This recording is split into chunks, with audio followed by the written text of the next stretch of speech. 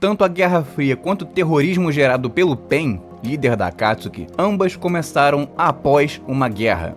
A Guerra Fria, no caso, começou depois da Segunda Guerra Mundial, e o terrorismo do Pain começou logo depois, uma das grandes guerras ninja. Enquanto uma delas tinha como objetivo a disputa ideológica política, a outra tinha necessariamente como objetivo a imposição de um regime, de uma ideologia específica, na verdade. E enquanto os Estados Unidos e a União Soviética se ameaçavam constantemente com bombas, armas nucleares e afins, enquanto disputavam ideologia entre si, a Akatsuki ela ameaçava o mundo inteiro com terrorismo. E o Pain, quando invade Konoha, ele diz que tudo aquilo era para a manutenção da paz. E eles estavam construindo uma arma que poderia destroçar todo mundo ninja de uma vez só. E eles usariam isso para impor essa paz. Só que a Akatsuki, eles eram bem piores do que a União Soviética ou os Estados Unidos. Porque de fato as nações divergentes, eles tinham armas, tinham bombas, tinham tudo. Mas eles nunca soltaram uma sequer. Embora ficasse aquela dúvida constante, né? A pessoa pode parar de existir do mais absoluto nada. Sempre ficava essa aura de mistério. Na Akatsuki não, irmão. Ali os caras, você sabe que eles vão vir.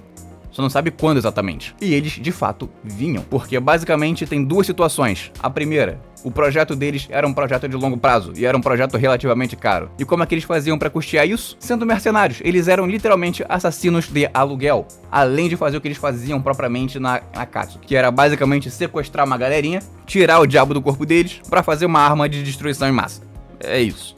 E a pessoa ainda morria no processo. Então você tinha de fato a ameaça constante, a presença constante de um perigo real que vai de fato causar danos constantemente. Porque a União Soviética e os Estados Unidos, eles nunca se enfrentaram diretamente, mas a Akatsuki estava em combate constantemente. Mas no geral as pessoas não sabiam qual seria o desfecho daquilo ali. Tudo isso na verdade só foi revelado quando o Pain invadiu Konoha, explicou e deu o caminho das pedras lá. Mas era basicamente da mesma forma, a população nunca sabia quando a Akatsuki viria. Isso até o Obito declarar guerra. Mas isso vai ser assunto para outro vídeo. Até aqui, os Estados Unidos queriam mostrar que eram melhores que a União Soviética. E a União Soviética que era melhor do que os Estados Unidos. E cada um com a sua corrida armamentista, fazendo armas cada vez maiores para impor cada vez mais respeito, para dar um medinho. Mas a Akatsuki, bom, eles não queriam provar nada para ninguém. Eles não queriam impressionar ninguém.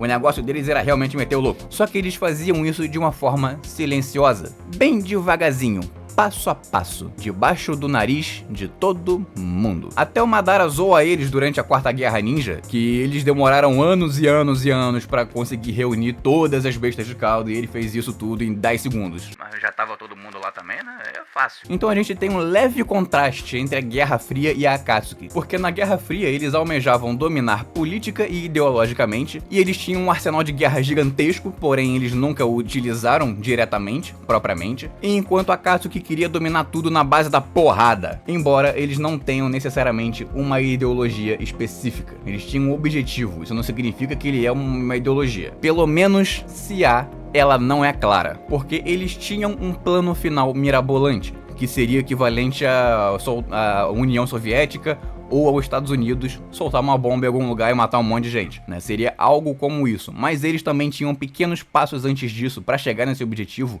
e cada um deles era aterrorizante por si só. E isso diz muito sobre o próprio modus operandi deles, porque a atividade fim deles era necessariamente a prática de um crime, que era basicamente sequestrar as pessoas, como eu já falei agora há pouco, para tirar o diabo do corpo delas e fazer uma arma de destruição em massa. Essa era a vibe deles. E aqui a gente vai então pro artigo 148 do Código Penal, que diz: privar alguém de sua liberdade mediante sequestro ou cárcere privado, com uma pena de reclusão de 1 a 3 anos. Calma que tem mais. Parágrafo 1º, a pena é de reclusão de 2 a 5 anos, inciso 4º, se o crime é praticado contra menores de 18 anos. E a maioria não, mas algumas das vítimas eram menores de idade. Alguns membros da Akatsuki eram menores de idade. E parágrafo 2º, se resulta para a vítima, em razão de maus tratos ou da natureza da detenção, grave sofrimento físico ou moral. Eu preciso ficar lembrando qual que era o estado físico das pessoas depois de sair na mão com a Akatsuki. Eu preciso lembrar como é que as pessoas ficavam, a humilhação que aquilo era. E depois que as pessoas morriam, eles sabiam que as pessoas morreriam e não estavam nem aí pra isso. Então basicamente eles sequestravam para matar. E a gente tem um artigo 121 do Código Penal que é: matar alguém. Acabou, esse é o artigo, que tem uma pena de reclusão de 6 a 20 anos. Mas por tudo que a Akatsuki fez, por todas as operações dela ao redor do mundo, quem é que vai responder por isso, né? De quem é a responsabilidade? Eu tenho um vídeo falando especificamente sobre isso aqui.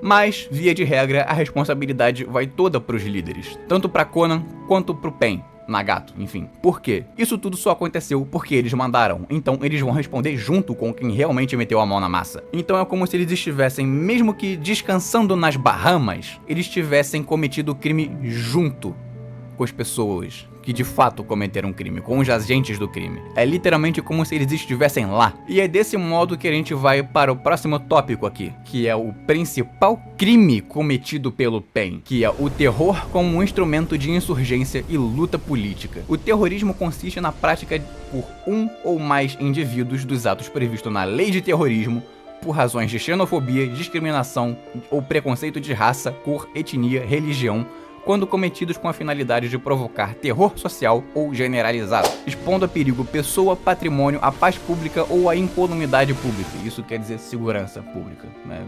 Brasileiro com essa mania de querer falar bonitinho. Chupa meu pau. E existe também a situação do terrorismo doméstico, que é quando você faz isso contra o seu próprio povo, né? Contra a sua própria nação, contra a sua própria galera. Com o objetivo específico de causar medo na população ou nas autoridades. E isso tem objetivos políticos, ideológicos ou religiosos. Mas no caso aqui não foi o caso do PEN, porque ele não fez isso contra a própria Vila da Chuva. Ele muito pelo contrário, ele protegia a Vila da Chuva. Ele era visto como um deus na Vila da Chuva. Ele fazia isso com qualquer coisa que não fosse a Vila da Chuva. E o terrorismo, ele seria a última ratio do jogo político. Última ratio quer dizer a última fase, como se fosse o último recurso.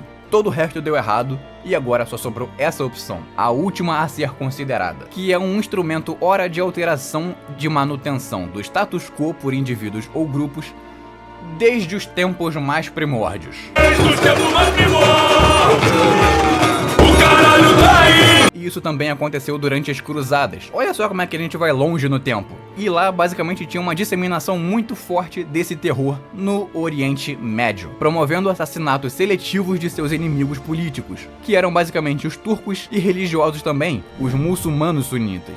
E na Revolução Francesa também existia uma violência estatal conhecida como o terror. É isso. Literalmente isso. O terror. Passa credibilidade pra caramba. Que tinha basicamente como objetivo eliminar opositores políticos, como um método educativo ou defensivo contra absolutistas. Eu fico imaginando, tipo, um absolutista ali. Mata! Literalmente. É isso? Bom, é terrorismo, né?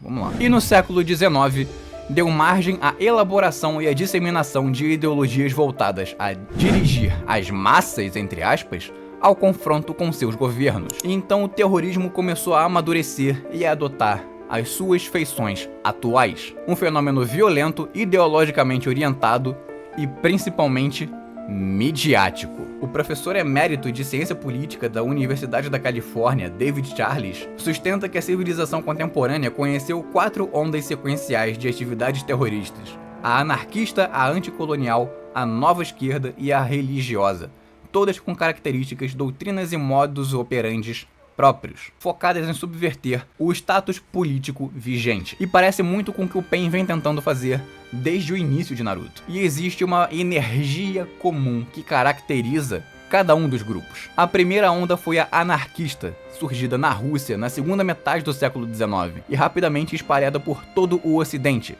que teve Mikhail Bakunin, o seu principal teórico. E a ideia deles era basicamente eliminar, literalmente, qualquer forma de Estado, podendo usar a violência livremente para esse fim. E houveram muitos assassinatos políticos e muitos atentados, muitos mesmo, minando a ordem institucional e comprometendo a autoridade estatal. E na Revolução Industrial isso piorou pra gente, né? Mas pra eles melhorou bastante. Isso piorou um pouco porque eles tinham melhores recursos. Eles tinham melhores meios de executar o que eles queriam. E uma maior letalidade também. Porque eles tinham melhores meios de transporte, eles conseguiam chegar melhor e mais rápido e com mais segurança a outros lugares. e eles também tinham armas melhores. Olha só que legal. Revólveres, pistolas, bombas, granadas, faca, mão, tapa. A situação chegou a tal ponto de criticidade que a década de 1890 passou para a história como a Era de Ouro dos Assassinos. E a Era Shinobi era o quê? Isso é muito comum à proposta do vídeo, porque eram basicamente terrorismo rolando pra todo lado numa era de ouro de assassinos. Um shinobi é literalmente um assassino, irmão. Tu acha que aquele negócio lá de bola de fogo serve pra quê? Pra sapão, filha da puta. E essa brincadeira, ela durou até o fim da Primeira Guerra Mundial. E depois de um tempo eles começaram a contar com a ajuda dos nativos, dos povos nativos. E ao invés de matar apenas pessoas mais proeminentes, eles começaram a matar também militares, policiais e agentes públicos como forma de intimidação e de afirmação de um propagado caráter heróico e impessoal da luta pela autoafirmação nacional. E sabe quem era muito bom nisso também? Orochimaru, irmão. Primeiro vídeo aqui no canal. E a nova esquerda teve um caráter muito mais teatral, focando as suas ações contra autoridades, nas empresas e na população civil, especialmente em pessoas que despertassem o interesse da mídia. E isso basicamente aconteceu durante a Guerra Fria, no período da Guerra Fria, com 409 incidentes internacional envolvendo 951 reféns. E isso se aproxima muito mais do que o PEN queria fazer. Uma repercussão muito grande, tinham muitas pessoas falando sobre aquilo era de fato relevante pra todo mundo, porque não era só mais o filhinho do político ou político X ou apresentador não sei quem, agora também era eu, também era você, era o seu irmão, era teu melhor amigo, tua namorada, tua esposa, tava todo mundo correndo risco. Até porque tu colocar uma vila inteira como refém e ainda explodir ela no meio do caminho, eu acho que chega, é próximo. As outras duas situações eu não vou colocar aqui porque elas não têm muito a ver com a proposta do vídeo e também por esse próprio vídeo não ficar com 3 pirulas de duração, não vai ser um negócio muito produtivo não. Mas a ideia era basicamente você incitar o medo, mas não qualquer tipo de medo. Existe algo superior, algo que dá mais medo que o medo, e essa é a sensação do terror. Isso funciona. Esse é o real sentimento que a Akatsuki quer passar. Em 1998, Hoffman definiu terrorismo como o uso ou a ameaça de uso de violência por grupos organizados e de forma planejada contra a sociedade civil ou governos constituídos, com fins políticos. E esse método se caracteriza principalmente pelo uso sistemático da violência contra populações não combatentes, bem como reféns também. Uma vila inteira como refém, massacrando ela aos pouquinhos, falando ou o Naruto vem e se entrega pra gente, ou a gente vai continuar arregaçando esse lugar. Mas agora, como é que o Brasil trata essa buceta, hein? A gente tem que lembrar de uma coisa que a gente tem aqui na lei brasileira chamada legislação extravagante. E não é porque ela se veste bem, né? Por exemplo, você tem um código penal. Imagine um código penal aqui, que ele trata de vários assuntos, mas ele deixou de abordar assunto tal. Então você cria, a partir do código penal, uma lei que vai tratar desse assunto. Uma lei extra-código penal. É extravagante ao código penal, né? Ou então ele aborda tal assunto sim, mas não da maneira que deveria, né? Deixou alguns espaços em branco, não aprofundou o tanto que poderia ter aprofundado. Então é uma boa ideia você criar uma lei especificamente sobre aquele assunto. Por exemplo, o Código Penal aborda o racismo, mas existe uma lei especificamente sobre racismo, que trata isso mais aprofundadamente. Então é basicamente isso, você cria uma legislação nova para tratar de algum assunto, e ela não está necessariamente no Código Penal, ou no civil, enfim. Mas a forma que o Brasil resolveu tratar o terrorismo, ela é muito restrita se for comparada a outros países, a como tecnicamente outros países lidam com isso. Porque o Brasil literalmente desconsiderou o fim político que essas ações têm, mesmo ele sendo literalmente o motivo mais significante entre todos os outros. Mano, o Brasil, pra variar, cagando pra coisa óbvia, meu Deus! Maluco, é por coisas assim que o pessoal lá da Itália tá todo mundo jogando a mãozinha pro alto lá como se nada tivesse acontecendo. Os caras tá mais preocupado com a próxima letra que vai colocar no alfabeto LGBTQIA+, 8.000 raiz de 9 Transformer. Ah, como é que chegou nesse ponto? Ninguém viu. Ah, por que será? Repare, eu vou passar um exemplo aqui pra vocês. Artigo 2º da Lei de Terrorismo. O terrorismo consiste na prática por um ou mais indivíduos dos atos previstos nesse artigo por razões de xenofobia, discriminação de preconceito de raça, cor, etnia, religião, quando cometidos com a finalidade de provocar terror social ou generalizado, expondo perigo à pessoa, patrimônio paz pública ou economidade pública. E a promoção, auxílio e integração a qualquer organização criminosa também é por si só parte desse crime. E atos preparatórios em ações de terrorismo também são criminalmente imputáveis. Como assim fase de preparação? Existe um negócio chamado iter criminis, que é a jornada do crime. E existem 4 fases: a de cogitação, a de preparação, a de execução e a de consumação. A cogitação é quando o crime tá passando pela sua cabeça, você tá meio que organizando ele mentalmente. A preparação é quando você está se... Bom, é por exemplo quando você quer matar alguém e você vai na loja comprar arma. Você ir na loja comprar uma arma, ou uma faca, ou a puta que pariu que seja, este seria o ato preparatório. E via de regra, o ato preparatório não é punível.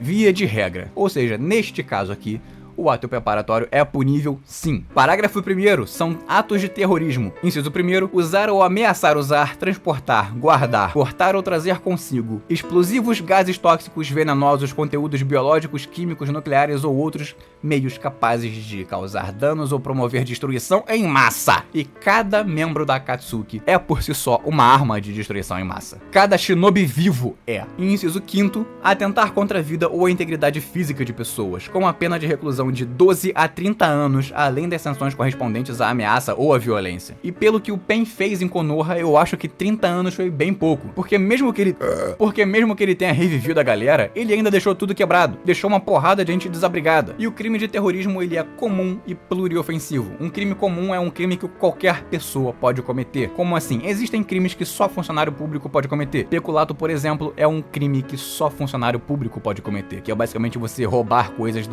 de uma repartição pública da qual você trabalha, né? Então, crime comum é um crime que qualquer pessoa em qualquer circunstância pode cometer. E pluriofensivo quer dizer que ele ofende mais de um bem jurídico. E a pena é somada ainda, nesse caso, em concurso formal com homicídio qualificado. É o concurso impróprio no caso, que é quando a pessoa teve o dolo de fazer o que fez. Então seriam 30 anos mais 30 anos, porque a pena máxima do homicídio qualificado é 30 anos, então soma as duas aqui nesse caso. Então, o Pen pegaria nessas condições 60 anos de cadeia pelo que ele fez em Konoha. Artigo 3º, promover, constituir, integrar ou prestar auxílio pessoalmente ou por interposta pessoa à organização terrorista, com a pena de reclusão de 5 a 8 anos e multa. Então, o Pen ficaria preso por 68 anos. Ele fundou aquela merda. Mas a lei foi muito omissa em caracterizar o que é uma organização terrorista, recorrendo à interpretação analógica de outros dispositivos legais para conseguir safar esse problema. Maluco, Brasil cagando pra coisa óbvia, velho, pra coisa básica. Meu Deus, eu não aguento mais.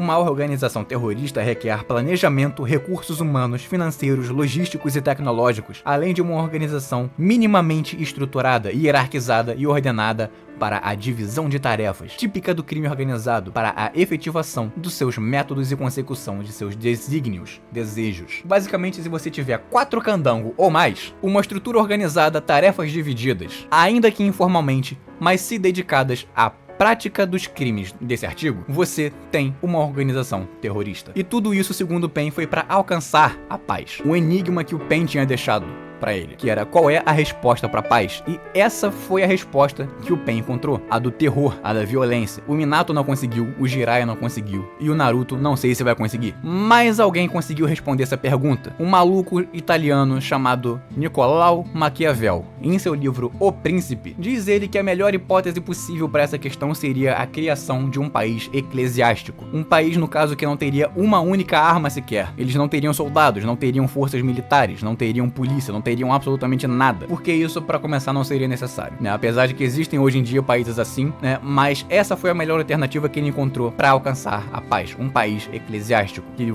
você não tem armas, uma única espada sequer, quanto menos uma arma de fogo, uma bomba. Por esse vídeo é isso, eu espero que tenha sido útil para você, e se foi, curte, se inscreve, compartilha, tamo junto, valeu.